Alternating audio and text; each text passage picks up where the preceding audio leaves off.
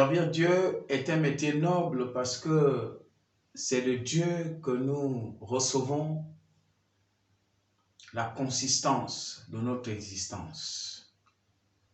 Et lorsque l'exercice de ce métier-là est galvaudé ou remis en cause ou menacé, nous, en tant que serviteurs de Dieu, nous devons nous lever pour dire non à l'injustice. Et dénoncer l'injustice ne signifie pas qu'on est contre quelqu'un ou qui que ce soit.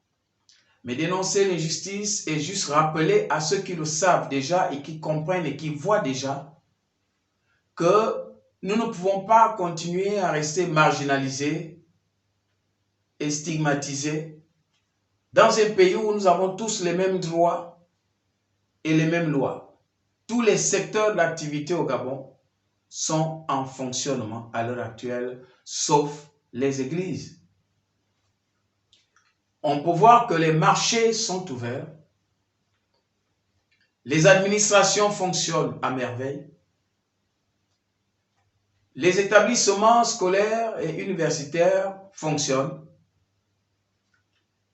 les partis politiques mènent leurs activités tranquillement, mais c'est l'église qui reste fermée. Les transports urbains sont bondés de monde, les bus sont bondés de monde. Il n'y a aucun respect des mesures barrières. Aucun respect des mesures barrières dans l'administration. Dans les réunions politiques, il n'y a aucun respect des mesures barrières lors des rencontres, des meetings politiques organisés par les personnalités politiques, les personnalités administratives, des ministres. Et personne ne dit à cela, personne ne parle de la force de la loi. Mais lorsqu'il s'agit de l'Église, on brandit, force reste à la loi. Et quand une loi devient sélective, elle perd sa force.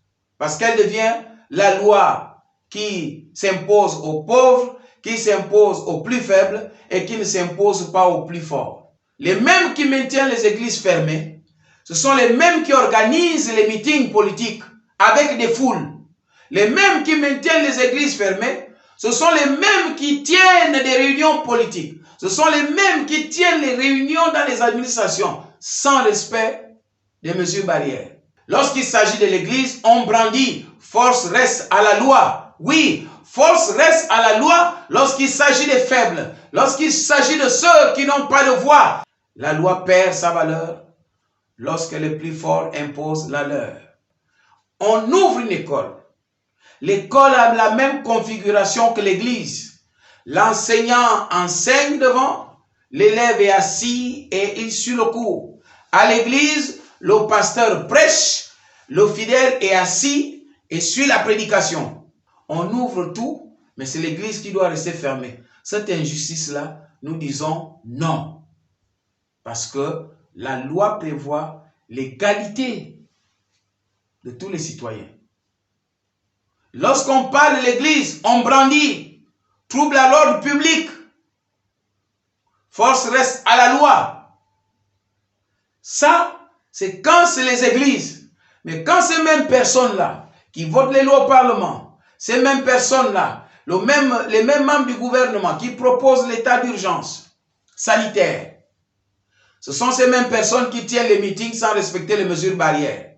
Ces mêmes parlementaires qui ont voté, n'est-ce pas, la loi sur l'état d'urgence, ce sont les mêmes qui tiennent les meetings politiques sans respecter les mesures barrières. Mais on garde les églises fermées simplement parce qu'on est contre l'église.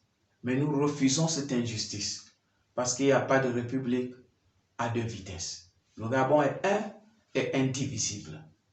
Nous disons non à l'injustice.